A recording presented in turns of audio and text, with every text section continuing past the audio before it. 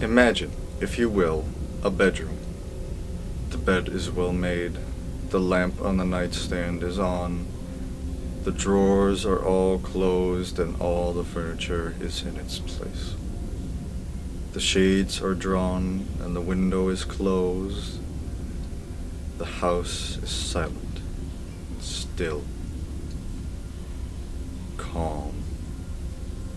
Everything is normal. Everything except the blood dripping from the walls and the body lifeless lying still on the floor. There is no witness, no suspect, not a clue in sight. Nothing except for the blood. You might ask yourself, how is blood splatter a clue? Well, in this TED Talk, we will show you how the physics of blood are used to solve crime and bring criminals to justice. Okay, so we got our demonstration ready. We got our setup. We got some fake blood. Got some tools to demonstrate what kind of splatters we're going to do, which our topic is the physics of blood splatters. Why we picked that topic? When we were researching, it was around October. You know, I thought we would get into the Halloweenish spirit. You know, blood. But yeah, we got that ready. So we're just gonna soak a wet sponge in some fake blood I made.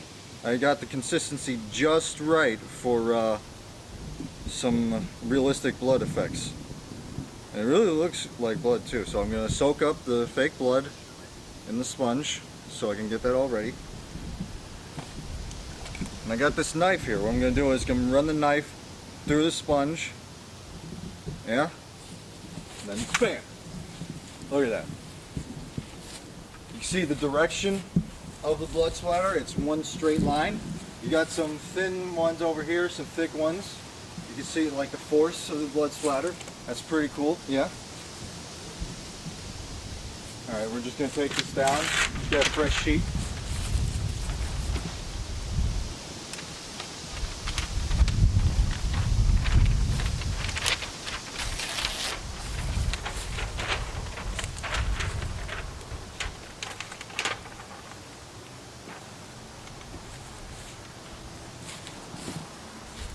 Maybe let's say, you know, the murderer wasn't using the knife or anything. He was using the hammer. You know?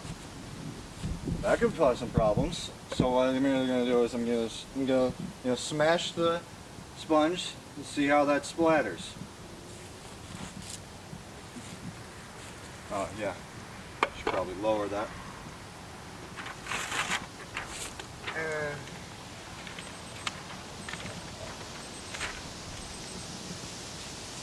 Alright, let's see what it can do. Okay, wow. Nothing. Alright, so I'm just gonna... There. That's what's known as a contact splatter. That means like a physical object hit it and just smeared blood. You see that empty space? That's where I hit it with the hammer. It created an indent. So that's why it's looking like that. You can see it's not really like spread out, it's just, you know, a splatter. Alright, so... The physics of blood splatter. First of all, what is it? Bloodstain pattern analysis, otherwise known as BPA, falls into the category of forensic science. Analyzing bloodstain patterns uses different ideas taken from biology, mathematics, chemistry, and physics. Let's focus on the physics for now. Blood is an example of a non-Newtonian mixture because it contains corpuscles and other suspended particles. The corpuscles can deform and become preferentially oriented so that the viscosity decreases to maintain the flow rate. High viscosity equals low flow rate. The bigger the pressure difference, the faster the flow. The radius of the pipe makes a large difference to the flow rate. The definition of viscosity is the state of being thick, sticky, and semi-fluid in consistency. Due to eternal friction, different bloodstain patterns. There are many different patterns in the way blood lands. There are three distinct blood stain patterns: passive stains, transfer stains, and dynamic stains, also called projected or impact stains. Passive stains include drops, flows, and pools, and typically result from gravity acting on an injured body, like blood dripping on the floor from a bloody nose. Transfer stains result from objects coming into contact with existing blood stain and leaving wipes, swipes, or pattern transfers behind, such as bloody shoe print or a smear from a body being dragged. Impact stains result from blood projecting through the air and are usually seen as spatter, but may also include gushes, splashes, and arterial spurts. The velocity of the object also affects the type of stain. Low velocity blood spatter, produced when blood travels less than 1.5 meters per second. Medium velocity blood splatter, when blood travels between 1.5 meters per second and 7.5 meters per second. That would be blunt force trauma. High velocity blood splatter, when blood travels more than 30 meters per second from a gunshot or explosive.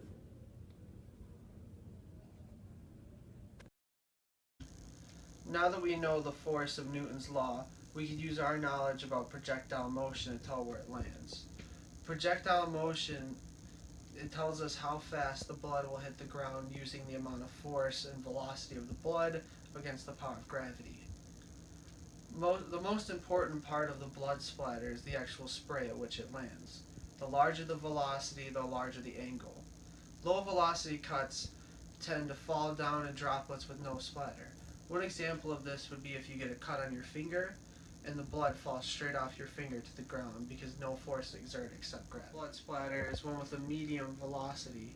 This type of splatter will cause some spray, but mostly tends to fall in the same area. Most examples of medium blood splatters, which brings us to the actual principles behind blood and how it splatters. There are multiple forces acting on blood right as soon as the impact begins. Some forces and variables that act on blood is gravity, mass or the amount of blood, the force that is exerted, and the speed at which the force is traveling. One way to tell these variables is Newton's second law, which is F equals ma, F standing for force, m standing for the mass of blood, and a for acceleration of the force at the time of impact. In short, the sum of forces equals the mass multiplied by the acceleration. Now that we know the force of Newton's law, we can use our knowledge about projectile motion to tell where it lands. Most examples of medium blood splatters come from blunt objects or man-powered objects, such as a baseball bat or a sport injury. The final type of blood splatter is one of high velocity. This causes it to have a larger spread, making it almost a mist. Some examples of this are gunshots, high-speed collisions, or explosions. The final important number in blood splatter is the angle of impact, in which, combined with Newton's second law, can tell you the direction and the area in which the blood lands. Using all these principles, we can discover the properties of blood splatter, including the force of the object, the mass of the blood, the speed in which the force travels, as well as the area of the splatter.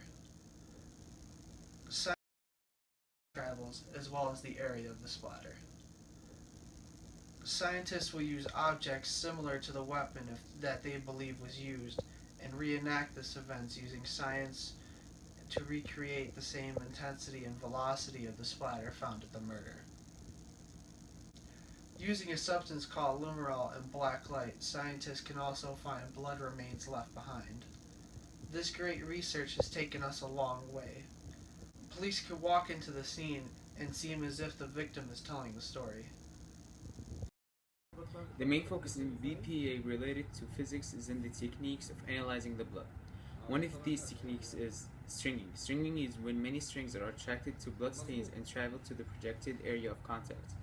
There are many computer programs today that take the actual string out of this technique, making it easier to process. Stems and satellites help to show the angle and the direction of the blood falls. Different blood stains have different shapes, some simple circles and other long ovals. These shapes depend on the angle in which the blood hits the ground. Let's take a look at the degree of blood in a little more depth. Being able to figure out the angle at which the blood hits the ground is very useful for when you don't have one of these charts to look at. To sum it all up, physics is an important part in blood pattern analysis. There are three main types of blood patterns: passive, dynamic, and transfer contact blood stains. Physics becomes most important in BPA when stringing the blood stains. This let us know where the point of contact was. There are different angles at which blood hits the ground. A formula can be used to find the exact angle. The velocity of the object also affects the types of stain. Low velocity blood spatter produced when blood travels less than 1.5 miles per second. Medium velocity blood spatter produced when blood travels between 1.5 and 7.5 miles per second. High velocity blood spatter produced when blood travels more than 30 miles per second. Blood splatter.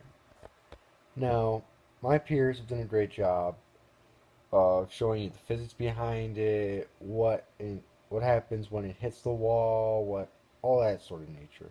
My job is to tell you the importance of blood splatter. Obviously, this isn't important to everyday people. It's very important to people going into criminal investigation and forensics in college because this is going to be their job. They're going to have to go to bloody crime scenes, and as analysts, they have to first look at the patterns made by the bloodstains, the size, the shape, distribution. Say there was a bloodstain right here. Is it one big? Is it like one central bloodstain, or is it just distributed all across different spots? That sort of thing. You have to look at that, where they are located, on the wall, on the floor. Is it like high on the wall? Is it on the lower part of the wall? They have to take into account the texture of the surface that it's on and other factors. And this is their job, is to interpret those patterns and use that data for the reconstruction phase of the process. They also use the direction and angle of the blood to pinpoint where the altercation that caused it to begin. Typically, they use string. They use the string to create trajectories, and back from the individual drops to the region of origin. Then this process tells the analyst where the bloodshed began, so like where it happened and when it started. You see, it's important for these people because they're going to be sent to these crime scenes and they're going to have to find a suspect. So they have to interpret it correctly. That's why it's important, because it's the difference between finding the villain or him being free. Okay. Now that we've concluded on our TED Talk about blood splatter, we'll be leaving that part of the crime scene, but we'll be going to the other part. Fingerprints. That's right. Our next TED Talk installment will be discussing the physics of fingerprints and the importance of fingerprints. You see, fingerprints, as you can see, they look the same on everyone, but there's so many differences that you can't see with your own eye, and these are very important. You see, at a crime scene, if fingerprints are left and the person who committed the crime is already in the system, the fingerprints match, and it solves the crime a lot faster. Fingerprints will be discussing the differences between person to person, how important they are, whether it's at a crime scene or in everyday life, and we'll be talking about fingerprints.